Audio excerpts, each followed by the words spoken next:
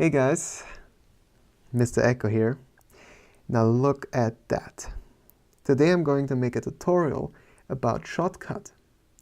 This is a free video editor that has tons of features, and it's also free of advertisement, so when you export a video there will be no watermark or something of that sort. It's open source. It's being developed by I think 2 people right now, but it's really actively updated, and each month there's a new update coming out. Now if you look at this program, it doesn't really look like a video editor. That's how it's going to look like when you first start it up. So what this first tutorial video is going to be about today is the pre-editing phase. So we're going to set up our interface today. The second video then is going to go into detail of video editing. Now, how do we set up the interface? First of all, we have something up here which is called timeline. If we click on this, it's going to open up a timeline down here in this program. Now we got that already. Let's go on. If we go here with export, right, it's going to open up a new window or space for some settings in this program as well, which are going to be the settings you use for exporting your videos, your edited videos then. You have tons of presets here, also including one that is called YouTube, especially for YouTube, I suppose. I've also made some custom ones here already. You won't have them at the first use of this program. But so far to this, we're going to cover this later when we're actually going to go to the exporting part of the tutorial line.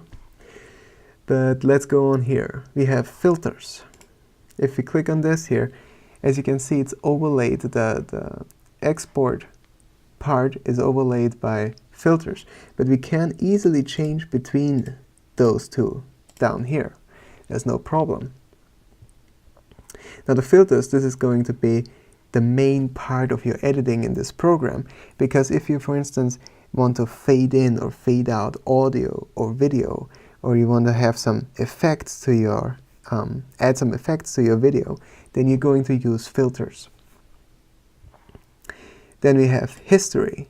This is opening up another part of this program here on the side, where it's going to show you all the steps that you made while you edited, and you can easily select which step you want to go back to if you forgot to edit something or made a mistake. You can also do that via these buttons here, undo and redo, right? But this might even be faster if you really want to go a lot of steps back.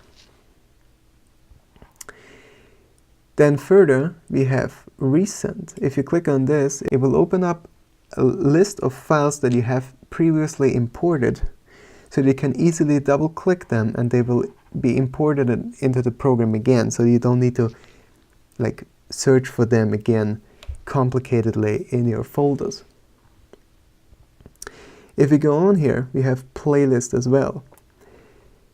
Here you will be able to drag and drop your files that you want to import.